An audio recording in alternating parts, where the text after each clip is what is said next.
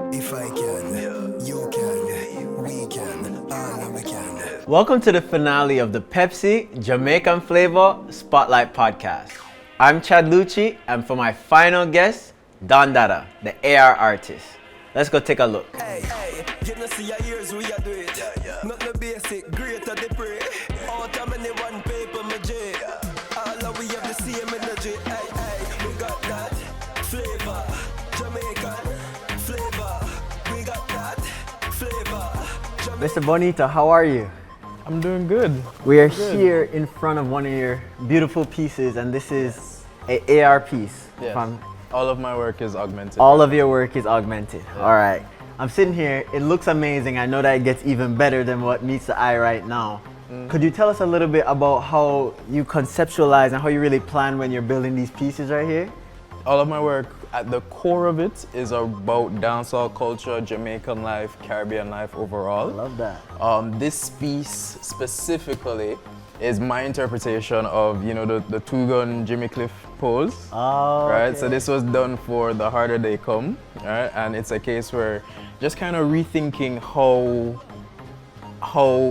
what would that look like from the perspective of a woman, The harder they come, the that movie? iconic Jamaican film Oh, that okay. celebrated 50 years or so. It's been out for a while. Oh. But in general though, all of my work is about dancehall culture, Jamaican life. The first ever augmented reality collection done in the island was the Dondada show.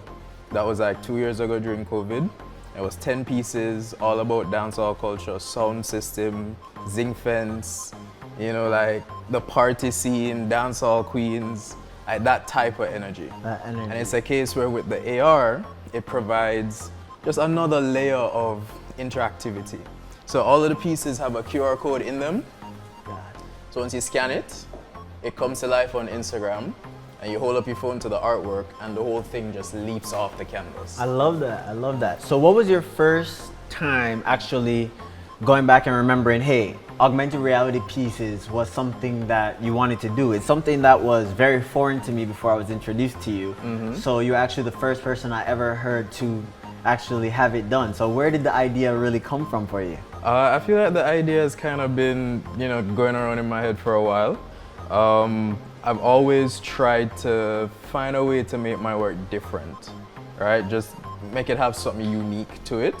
And I remember when I was working on the Dondada collection, it was a case where I was thinking of, I want to make these pieces feel like they have movement. 'Cause sometimes you look at some artworks and it looks like it's in motion. Yeah.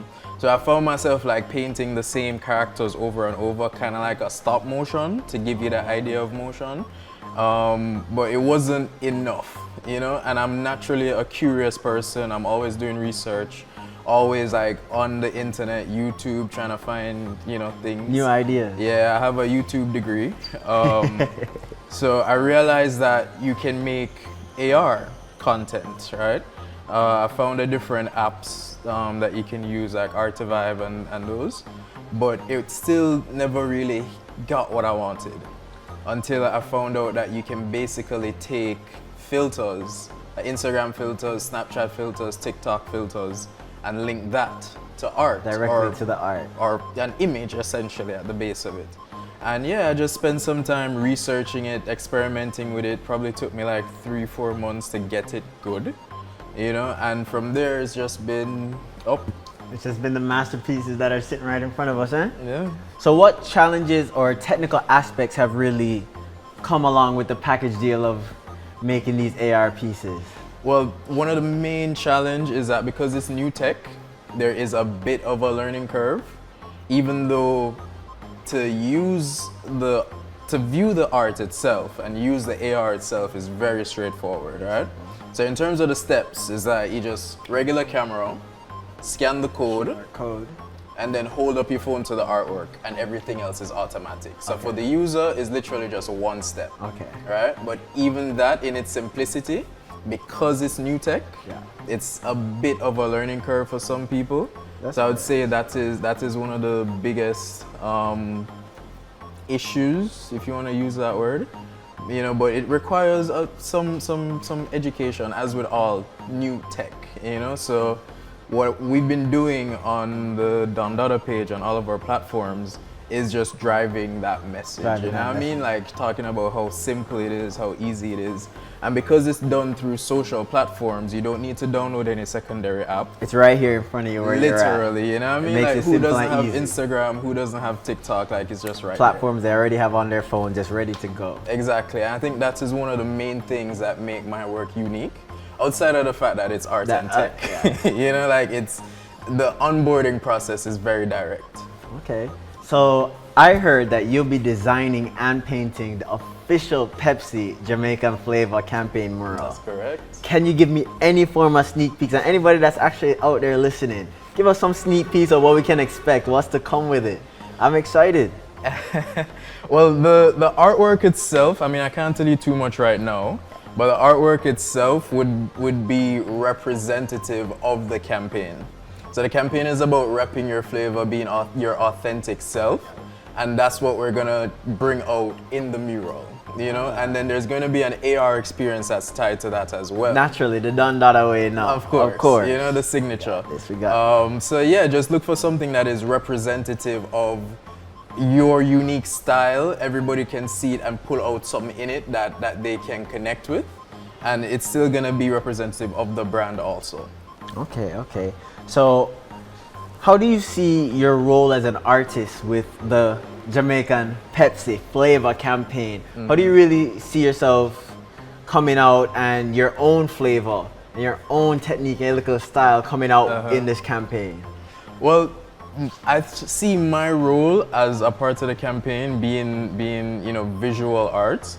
It was a case where, for me, growing up, like, yeah, my family encouraged me to do art, and it's something that's always been natural. It's a natural skill. But then on a larger scale, there's this narrative that you can't live or you can't make money as an artist.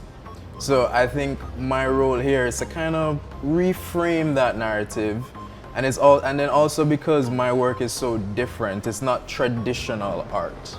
So there are spaces that, you know, like some gallery spaces that they would not take to my work, right? And that's fine. I see my work more as for everybody, because it talks about dancehall culture. And dancehall, you know the narrative around dancehall culture. Very true. So I hope that by being a part of this campaign and repping my unique flavor, I'm able to inspire other creatives out there who want to do art as their main thing, and have them know that you can be successful possible. with this. It is possible.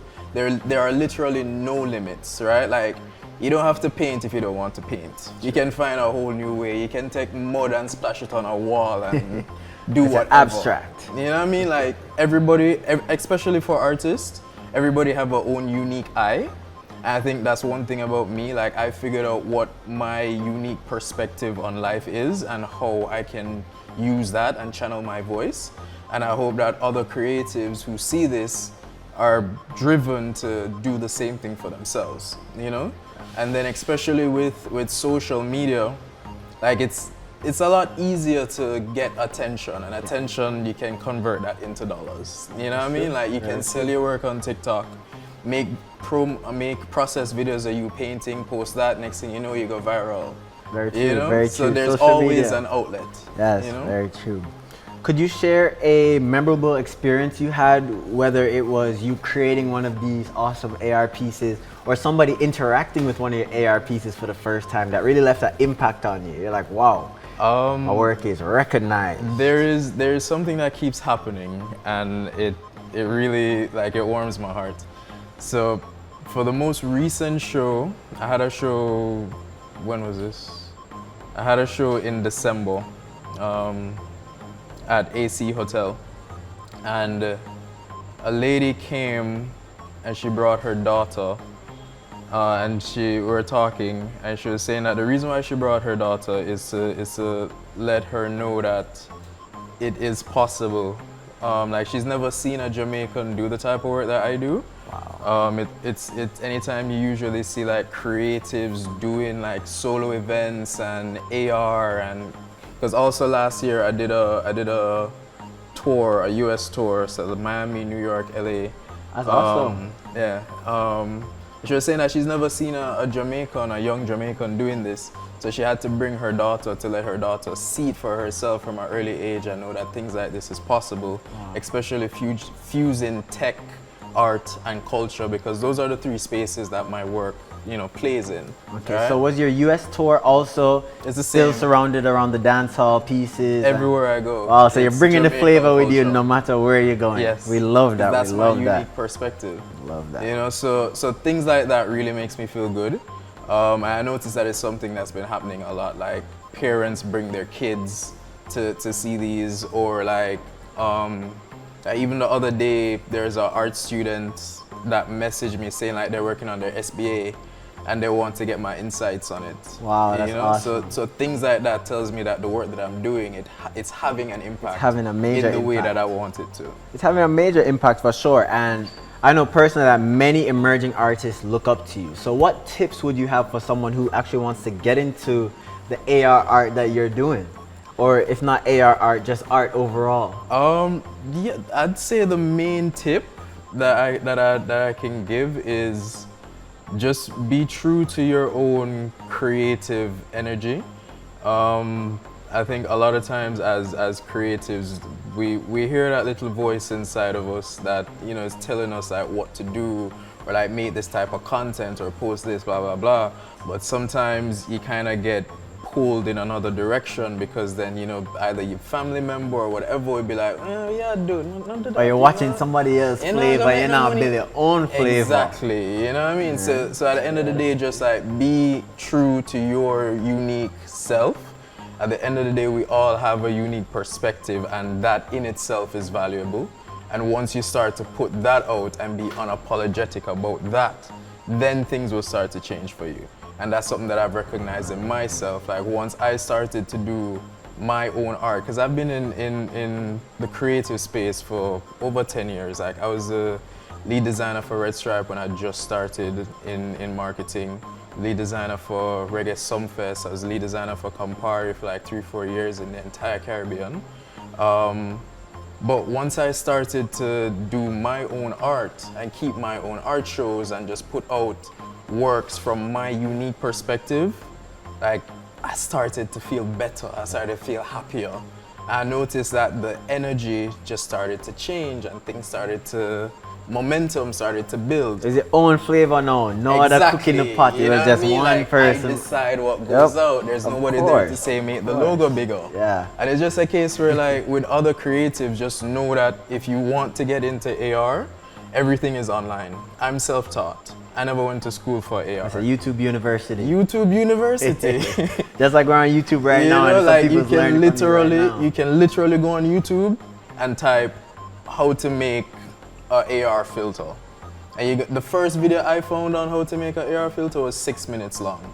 And that was the base. That was the one you needed. That's been the base of everything that I've done. Wow. So since then it's really just been a case of refining and improving. And once you have a mentality that you're gonna constantly do better than what you've done before, you can't lose. So just stay true to your unique flavor as a creative, and always try to one-up whatever you did before. Like don't try to compete with anybody else. Beat yourself. Compete with yourself. I love that. So how do you hope your art, both physically right here in front of us and digitally, can spark conversations among Jamaicans? I know you said it's centered around dancehall, it's centered around your culture. What conversations are you hoping to spark with these art forms? It's already starting to have the types of conversations. From the first art show, the first Dondada art show that was all on dancehall culture. At the time, it was a case where what the conversation publicly was, does dancehall contribute to violence? Right? Like that was a narrative that was going on publicly. And through releasing some of the artworks, I noticed that people were still kind of, looking at the art and finding inspiration through it and making their own little connections in it. Or even like what is a woman's role in the dancehall, like how dancehall queens view themselves. You know what I mean? Versus like some people look at a woman in the dancehall and be like, oh, she's taking advantage of her. You see the videos where them get lift up and spin around and fling all over the place. But then I've seen interviews where they're saying that for them, they feel empowered. They feel like they're in a space where they can live their true like sensual energies. And so I think with my art, it's about just taking those conversations, framing it as art, because once you put it on a canvas, you kind of change the meaning of it in a way. And then depending on the spaces that you present that now, like you have it in New York, you have it in Miami, you have it in LA, then there are different people who are looking at it with different perspectives, and the conversation there is a little different, you know? So that's kind of how I'm approaching like the works and the conversations that we're having around the works. Definitely, because having your art represent your culture away from home is also a big responsibility, because a lot of you're shaping the way a lot of people view the culture and view dancehall, and they get to see it from. In a way, but then also when you think about it, you know, the Jamaican diaspora overseas is large. Yeah. Like there's over 1 million Jamaicans in America. Very true. You know, and it's kind of like cool to be a Jamaican overseas. So they're approaching the works from a different perspective with a different level of appreciation for it, you know? So, yeah. Okay, that's cool. And lastly, what exciting projects do you have in the pipeline? You have to give us some form of, just give us some sneak peek so the people that stayed until the end know that it was worth it. Give us something that we should be looking out for, listening out for, grabbing our phones on IG and popping out the filters for. We want to know what's in the pipelines right now for Dondada. There are a couple of things in the pipelines. There's a couple of collabs that I won't talk about yet, but there's also some solo projects that I'm working on. So I'm planning another series of shows in the US. That one is gonna be different though. That one's gonna be called like Passion Fruit, and the motifs there are gonna be very different. That one is gonna focus more on like abstract connections and human experiences. And then Christmas is coming up, so I'm also gonna have some AR t-shirts that I'm releasing. Yeah, but these don't have a code in them. They're gonna have a chip. So it's a case where you hover your phone over the chip and it just launches the artwork. So new things. Oh, I'm excited to see that. Hopefully I'm on the good boy list for Christmas. I get a nice shirt, I get my chip in my shirt and everything. Just go to the website and just go to the website and join the wait list. You're good to go. You want to tell us what the website is one more time? Dondada JA. That's the same place on all platforms. So Instagram, Dondada JA, TikTok, Dondada JA, website, Dondada JA. Dondada, thank you so much for coming and answering our questions. I'll be looking out for those t-shirts. I might even join the wait list for one of them. Here we go. Thank you so much, All boss. right, man. Yes, Can we get some Pepsis? Thirsty. If I can, you can, we can, all of we can. Hey, you know see your ears, we are do it. Not no basic, greater the prey. And this is the finale of the Pepsi Jamaican Flavor Spotlight Podcast. I'm your host, Chad Lucci, and we want to thank you so much for watching. Don't forget to blast your Jamaican flavor because you can. We'll see you next time. Influence greater, everybody proud of flavor. Blast your Jamaican flavor because you can. Yeah.